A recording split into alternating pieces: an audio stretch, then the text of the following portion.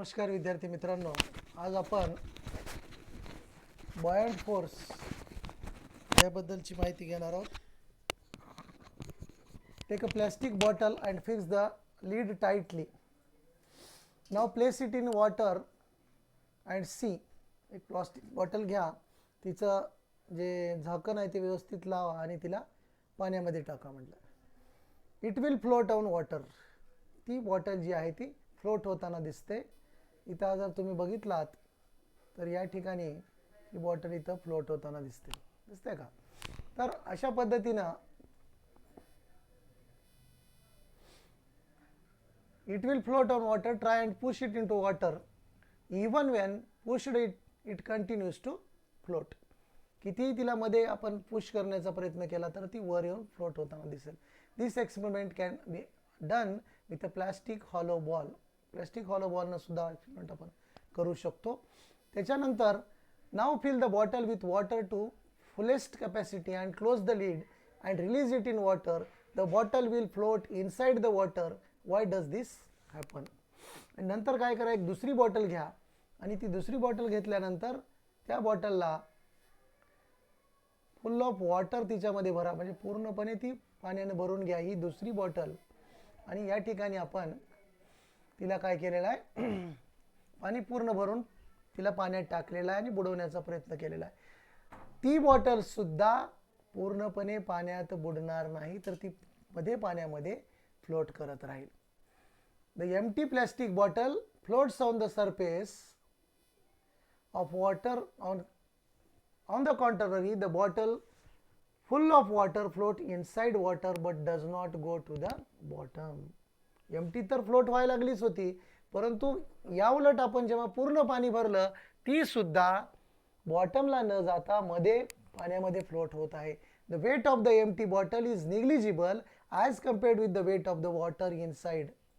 Such a bottle with water neither floats on the surface nor does it go to the bottom. This means the force due to gravity acting downwards. FG इथं लिहिलंय बघा. G means gravity असं घेतलंय. Must have been balanced by opposite force in the upward direction FH. On the bottle filled with water, this force must have originated from the water surrounding the bottle. म्हणून हा जो buoyant force आहे तो काय आहे? The upward force acting on the object in water or other fluid or gas is called buoyant force. Buoyant force काय म्हणजे? The upward force acting on the object in water or the fluid or gas is called buoyant force. आता इथं काही example दिलेत. While pulling a bucket from a well, the bucket full of water immersed fully in water appears to weigh less than when it has been pulled out of water. जर bucket पूर्णपणे पाण्यात बुडलेला आहे तर तो weightless वाटतो, कमी त्याचं weight जाणवते. आणि जर पाण्याच्या वर काढलं भरून त्याला तर ते वेट जास्त जाणवते. याचं कारण काय आहे?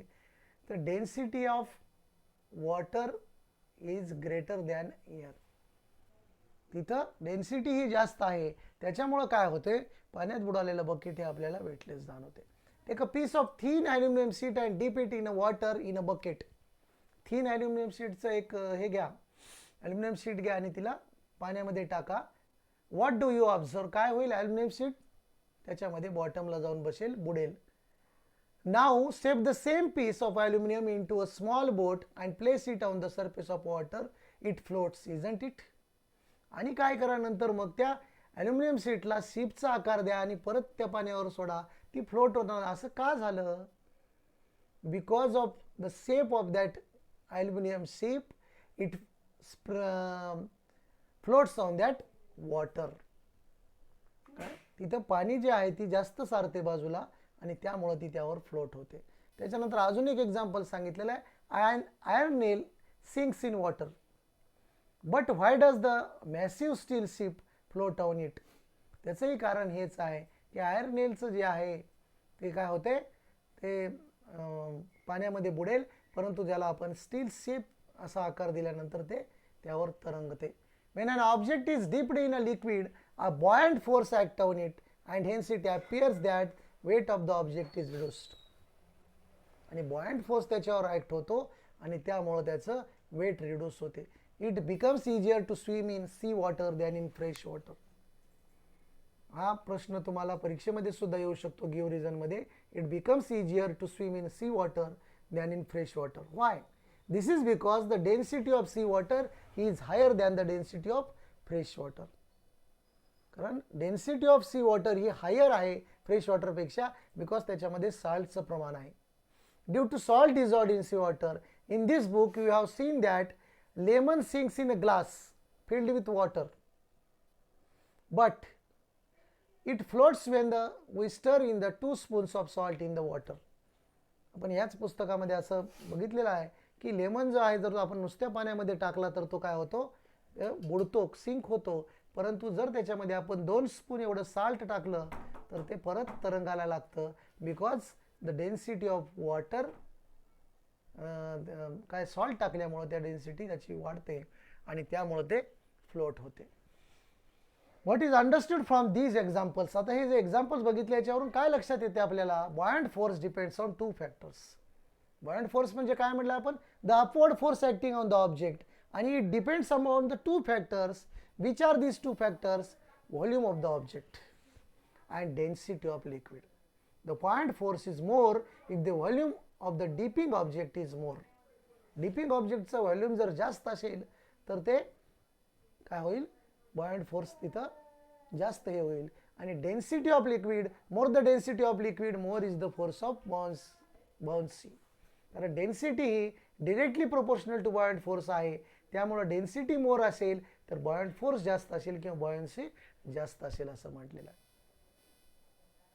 त्याच्यानंतर आपल्याला आर्किमिडीज प्रिन्सिपल पाहायचा आहे, तो आपण पुढच्या तासाला पाहू. Okay, thank you.